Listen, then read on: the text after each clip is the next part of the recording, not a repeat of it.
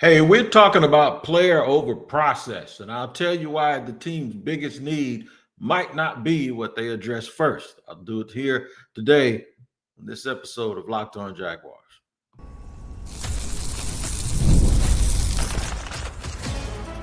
You are Locked On Jaguars, your daily Jacksonville Jaguars podcast. Part of the Locked On Podcast Network, your team every day.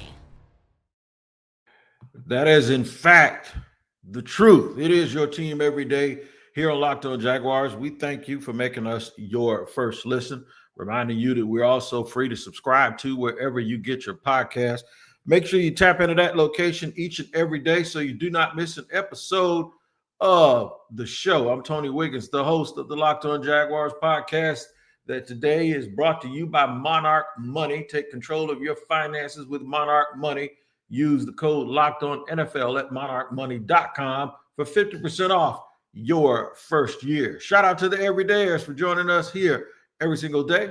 And you can be one. All you got to do is do the same thing. And here we go. Here's where we're going to end up. We're talking about 2025 and beyond. And that's probably something that we all need to keep in mind, that the draft isn't just to make our dynasty football team good next year. And by dynasty, I mean the team that you're rooting for each and every day. It's not just about 2025, although that is included. You have to include more than that.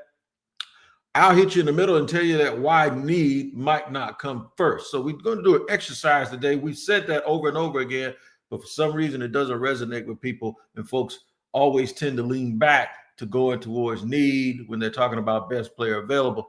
We're going to look at it totally different. We're going to say, okay, what's their biggest need? Find the comp for it in the National Football League. Now look and see where that team got that player. Not to say that everybody will make that same mistake, because this is a more traditional positional value discussion than, let's just say, oh, well, if Mason Graham is anything like Jared Verse, then the Jaguars ought to take Mason Graham. And then somebody saying, well, Jared Verse was picked 39th. Well, that was a mistake, because three techniques are always picked in the top 5. We're talking about nose tackle. And there is where we're going to start the show right here. We're going to sit right here and park right here. I think the biggest need on this team, it's obviously whoever the best player is at number 5. All right. Now, let's look at it in a vacuum. That's who they should pick. The best player should be picked at number 5. The biggest need for this team, I believe, is nose tackle. And I wish it was a nose tackle who we could project could also be a 3-down player on that defensive line and also be a very good pass rusher. But that's not what we're talking about here. We need an every down player. We need a player picked at number 5 who's going to be an every down player. And there are some nose guards around the league that are every down players because, well, they're just that good. I'm going to name a few of them here in just a second. But the main thing is this.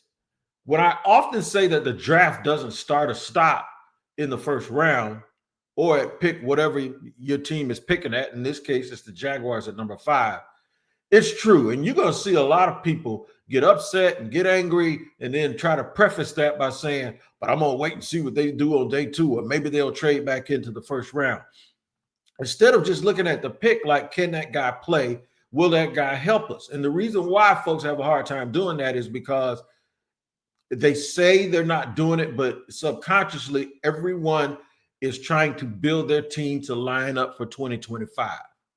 You want immediate answers, and you expect that the player that you get at number 5 is going to provide you with that immediate answer. That is not always the way it works, especially with a new regime. Like an old regime or a regime that's trying to save their job, they'll need a player to be an impactful player just to prove to boss that they can, hey, boss, look what we did. We drafted a good guy right here now. You can't fire us. Didn't help Trent Baalke because he did draft a Jim and Brian Thomas Jr., but guess what? He got fired anyway. And it goes back to that wasn't enough to save him. It goes back to why it wasn't enough to save him, because there's been so many other things that go wrong. I'd say they hit on Trayvon Walker too in a big way, regardless of what other people seem to think. I think they've done okay. Anton Harrison, okay, we'll think about it. But it's the day 3 picks and many of the day 2 picks that leave a lot to be desired. Brenton Strange is a nice player. For that regime, his impact was a little bit slow to come, right? They needed more impact right away. And too many times what happens with these teams is they draft guys and then the impact comes later down the road. And then by the time the impact comes, you have to make a decision on whether or not you're going to re-sign them. And they're going to want more money than, you got to make a decision. There's some people that think the Jaguars overpaid for Tyson Campbell. So the reason why I'm doing this, the main reason why I'm doing this is just to give you an idea of why matching your biggest need might not mean matching up with the first player you pick. We've used the example in the past of needing multiple ingredients, but the meat is the main star. So you pass a whole bunch of ingredients you need to get to the meat. And then by the time you meet, now you got to walk back through the aisles and grab a whole bunch of stuff that you could have grabbed along the way. And that's how we're going to view this. So we're going to start at nose tackle. I'm being presumptive. I think the lawyers call this assuming facts, not in evidence. But it's my fact because it's my podcast. I think the Jaguars' biggest need is a monster in the middle of their defensive line that can take up blocks while everybody else, while handling their responsibilities now, they're able to do their job better because of his presence. They need a guy like Vita. They need a guy like Dexter Lawrence. Dexter Lawrence is the one, though, because Dexter Lawrence also has 21 sacks over the last 3 years from a defensive tackle position. So he's just flat out unblockable.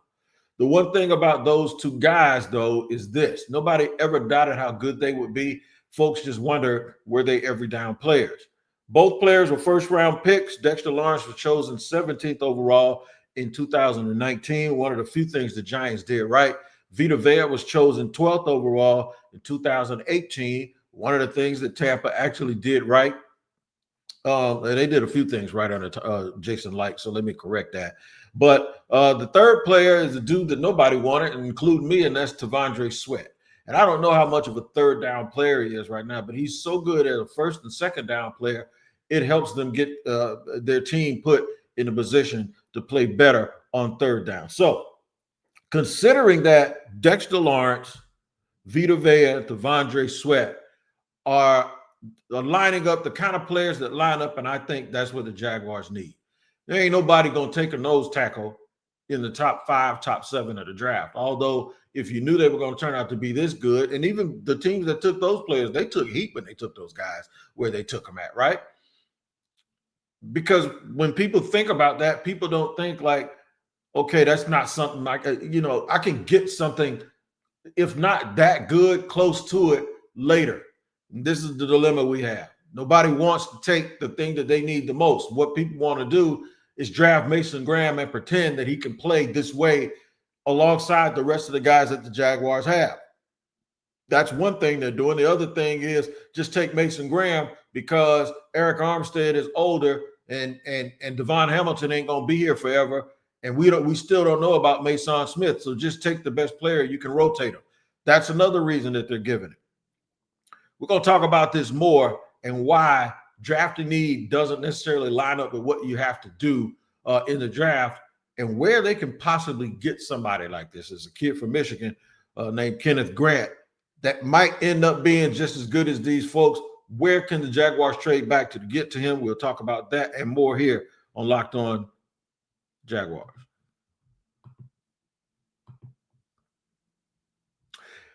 Hey, now today's show is brought to you and sponsored by TurboTax.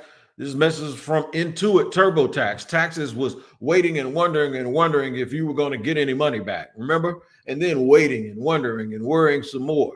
Now, Taxes is matching with a TurboTax expert who can do your taxes as soon as today. An expert that gives your taxes their undivided attention as they work on your return while you get real-time updates on their progress so you can focus on your day and all the things you have to do. An expert who will find every deduction possible and file every form, every investment, everything with 100% accuracy. All so you can get the most money back guaranteed. No waiting, no wondering, no worries.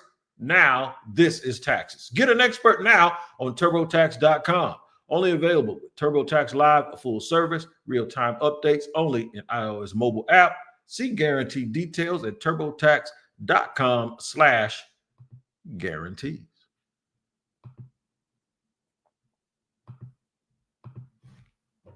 All right, we're moving forward here on Locked On Jaguars, where it's your team every day. Always thank you for making us your first your first listen here. Talking about matching need with the current NFL players. I would say if I could put the Jaguars' need and position and what you want at number 5, the thing that I believe helps this team more, and I know you can argue it because you can say, oh, man, they could use an all-pro left tackle. Where I got it. I get that. You can argue. I'm talking about for lining up today for what most people believe the biggest need for this team is. Now, I will tell you this before we keep going. Sometimes you can match need up with best player available. Sometimes you can just say, well, their biggest need, they're not good enough to really be cherry picking. Just take the 5th best player in the draft if he's not a quarterback, man. That's your biggest need. So some people can say, get a corner. We don't know who's going to turn out to be what, right? So if you don't know, and nobody ever knows, the draft process in itself is doing the best you can to number these prospects in order. We all know that this doesn't work year after year, and it's not 100% because each and every year you can go back and do it last year. Although I like to wait 2 years, you go back and go do a redraft, and it's all jumbled. You got guys from the 3rd and 4th rounds that you now put higher and early. How many people would wait to draft Puka Nacua right now, right? So a lot of this also is always like a lot of the success these players have is going to go to it's going to depend on the team that they go to, because some teams do a better job of identifying players that fit what they're trying to do. And I hope the Jaguars actually improve and get better at that. My warning to fans is that if the Jaguars do get better at doing that, they're going to seemingly get worse at what I believe is right nowism, and that is winning the draft process in real time. They're going to obviously make some picks that's going to make you scratch your head. And they should, because they're not married to this roster. I know when they take over, it's all their team, but they're not necessarily married to the feeling behind all of the picks that were already made. So they may see this in a totally different way.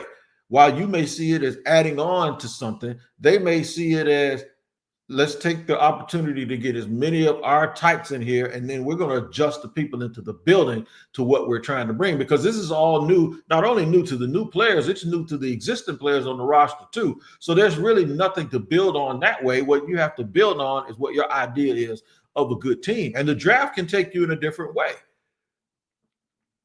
If that wasn't the case, then Mr. Grant, the defensive tackle up at Michigan, he would be the first pick in the draft that the Jaguars would consider if you really think about it. If you go need,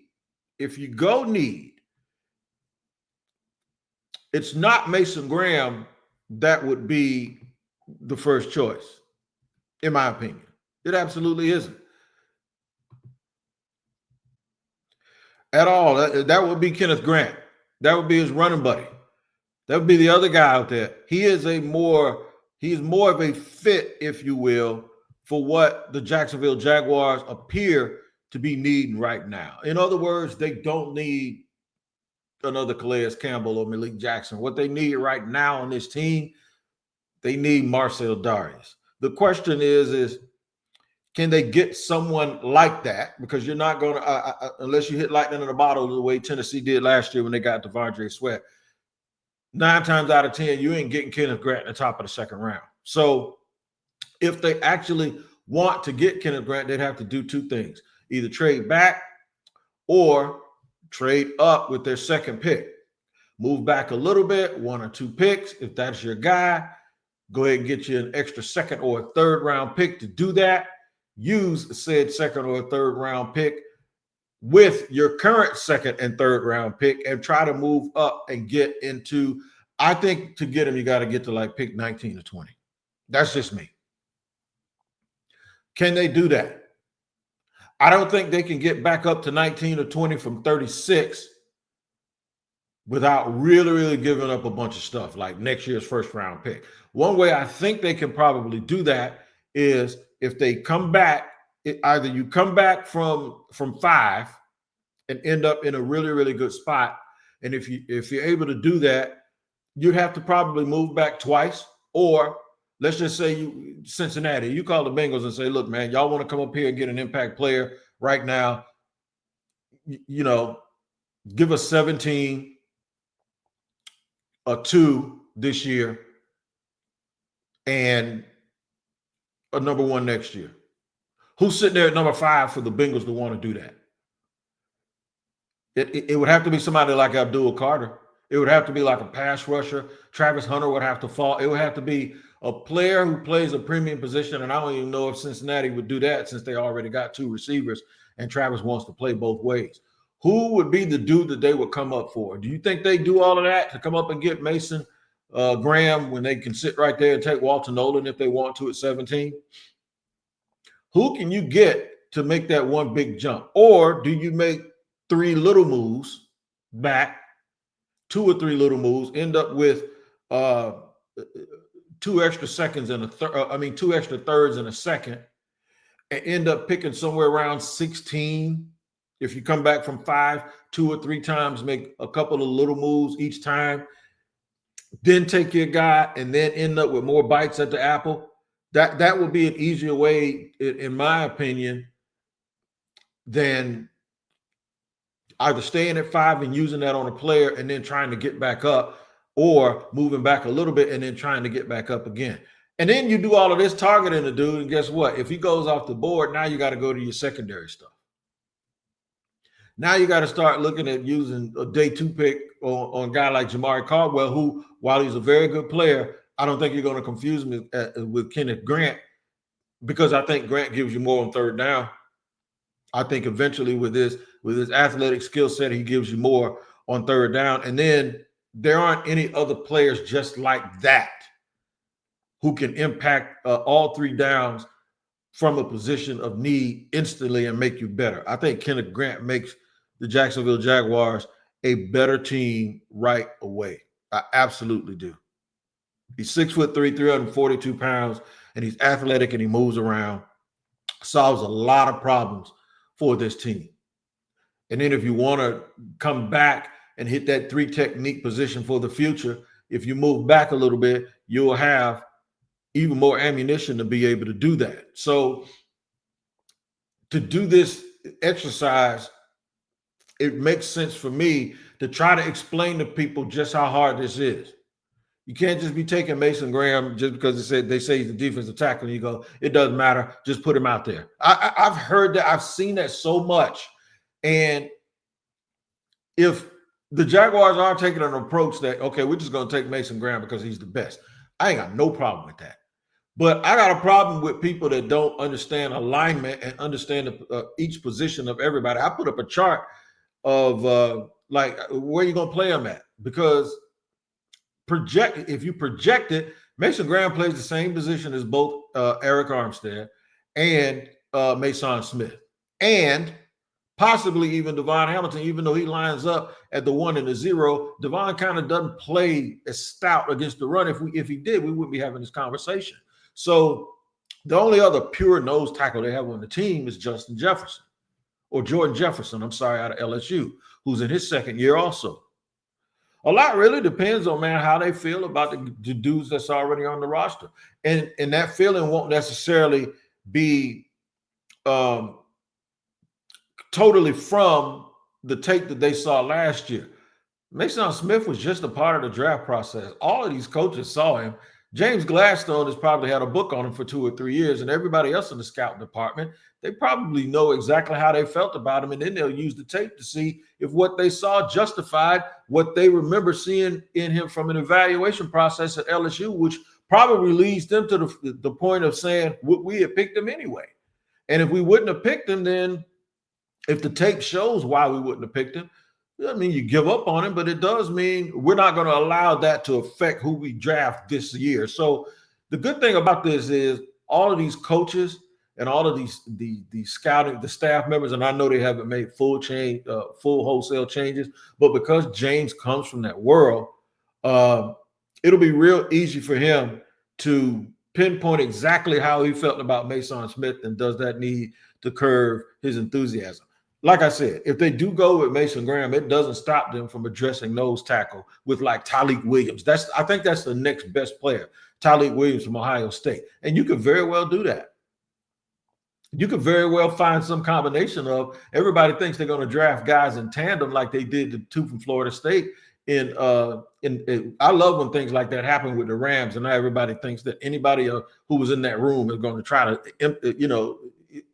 going to try to do the same thing that the Rams did by taking two guys from FSU. And that kind of fell to him, and it fell to him in a right position. And there's a lot of things that have to happen in this draft for that to occur. We'll talk about that and more, and some of the nose tackle 3 technique combinations that you could see. We'll do that in just a second here on Locked On Jaguars. Today's show is brought to you by Monarch Money. Ever check your bank account and wonder, where did all my money go? Me too. Between dining out, online shopping, my wife, and entertainment, it's easy to lose track. That's where Monarch Money comes in. Your personal CFO giving you full visibility and control over your finances. Monarch Money isn't just a budgeting app. It's a complete financial command center so you can track all your accounts, investments, and spending all in one place. So you stop just managing your money and start building wealth. Easy collaboration, man. Look, managing your money with your partner is smoother than ever. Yeah. You can track shared and personal accounts, set goals, and stay on the same page without the stress. Right on for that. Take control of your finances with Monarch Money and use the code LOCKEDONNFL at monarchmoney.com for 50% off your first year.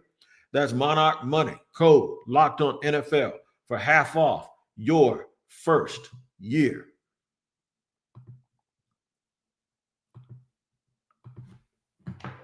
All right, third final segment here of Locked On Jaguars. Moving on as we get closer and closer to the NFL draft. Sitting here talking about trying to take the biggest need of the team, point out a current NBA NFL player or two, and then trying to see, okay, is it worth it for the Jaguars to select that guy at that spot?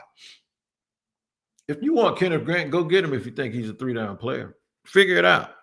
I think they should still try to manipulate the process some and see if they can take extra bites at the apple, because I think this team does have a lot of room left for a bunch of talent infusion and competition. I know a lot of people think that because I like the way that they moved in the free agency period that I think the Jaguars have arrived, and I don't think that. And I think it's fluid and it's forever evolving when you're trying to team build. I think competition is always good. And I don't blame GM types for feeling that way about players, because they're on the clock too. They have to survive. You're right. Trent had to survive last year. Anybody who thinks Trent Baalke wasn't trying to win is crazy, because winning is the only thing that guarantees you longevity at your job. It's just that I think sometimes guys believe that their way of winning is the only way, and Trent was more old school in his approach. And whether you like that or not, it just wasn't working with this new way of doing business when you're competing against people that are lined up and you don't have what you seemingly had here with the Jaguars last year that we couldn't really explain, because there was no tangible thing to point to explain it. But you could tell this team wasn't unified. They weren't unified all the way from the rooter to the tutor, like all the way down from the camera person all the way up to Shah Khan. It just felt like that there were a whole bunch of dips and turns. And the one thing is when you're not Trump tight like they weren't, you can't be loosey goosey too. If your players are good enough, then you can sometimes get away with that kind of stuff. But if you're not good enough as a team, all of those lumps are going to show, and that's exactly what happened. So I'm trying to show how trying to line up biggest need sometimes doesn't line up with where you're picking and what you need to do first, right?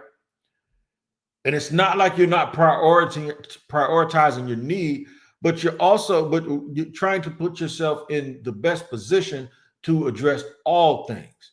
Like the chances of you finding a nose tackle that could really be a good player on day two are very, very, very much more high than it's going to be if you're trying to find a left tackle or a right tackle.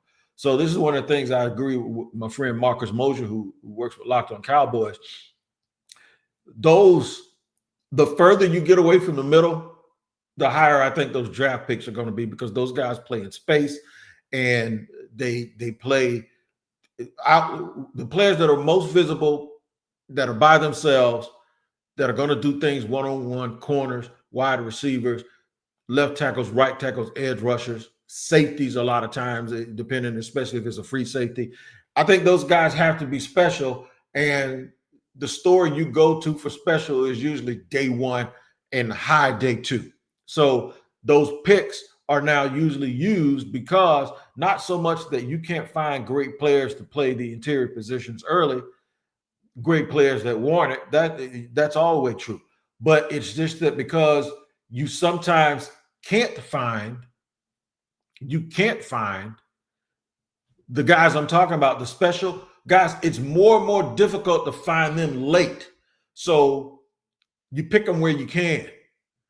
And it's a little bit easier for you to find interior players on day 2 and day 3, guys that don't have to play in as much space. So when Jaguar fans say Mason Graham or another wide receiver or an extra edge rusher or another corner, we can take Will Johnson, I don't blame you not one bit. I don't blame you not one bit. But I think if we were really asking ourselves the one position that if you could add a relative great player, what I mean by relative is we're not saying add an average receiver versus adding a great nose tackle. No, guys that are really, really good and really, really impactful. If all things are even, the one position where I think if you infuse a great player on this team, obviously if you make a wide receiver, if you take a wide receiver, but that's not what I'm talking about. If you infuse a great player on this team, you can get like a Dexter Lawrence or a Vita to go on this defensive line. That solves a lot of problems for this club. The question is do you take Kenneth Grant at 5? The answer is no, probably not. What do you do if you want him? And this is why I keep saying him, because as much as I like Tony Wiggins from Ohio State, I think Kenneth Grant is a dude that the team might look at and say, no, I want that person on my team, not just a 6'3", 340-pound guy. I want that guy on my team. And I think that's the direction we're going. Here's some combinations. Move back. What if you move back all the way to pick 20 and you got to make your choice between Kenneth Grant and Walter Nolan? You did all that moving back, you better take Kenneth Grant. But if you get Kenneth Grant, that's what I would then try to trade up all of that, some of that ammunition I use to come back up into the second round. If you still want to address the 3 technique because it's the strength of the draft, what if you end up with Kenneth Grant and Walter Nolan? Would you rather have Kenneth Grant and Walter Nolan, or would you rather have Mason Graham and Tony Wiggins? That's what I want you to. I know most people say, well, I want Mason Graham and Kenneth Grant. Well, you ain't getting that. Would you rather have it that way? All of these questions are legit. Would you rather have Mason Graham get somebody else in round 2 and then get Jamari Caldwell in round 3? The reason why I'm doing that is I'm letting you know that even if they draft a player that doesn't fit the immediate need, they can still address that need the next day. This is why I keep saying the draft doesn't start at pick 1. A good little exercise for you, though. Do this at every position around the league, and then or with the Jaguars, do it like 3 or 4 positions. Do it at wide receiver. Do it with Ginty, and then say, okay, what will they be able to get with round 2? Do it with move back and get Luther Burden the third and see how much draft capital you would then get to either be able to come up and address. You still need to address offensive line, I think, in my opinion. They still need to address safety. It's a lot of things that they have to do. Find your way that you think the Jaguars could absolutely get who you think they should get. And also, it'll give you an idea that, you can't fix everything. So what do? Do you go with need, or you go with best player and try to hope that they line up? Make sure you check that out. Make sure you check out Locked On NFL Draft with Damian Parsons and Keith Sanchez, because Coach Sanchez and Parsons, they give it to you like you can't get anywhere else on Locked On NFL Draft. And you'll hear some of the names of all of these prospects I keep talking about here on Locked On Jaguars. All right, man, y'all take care. We'll see you next time.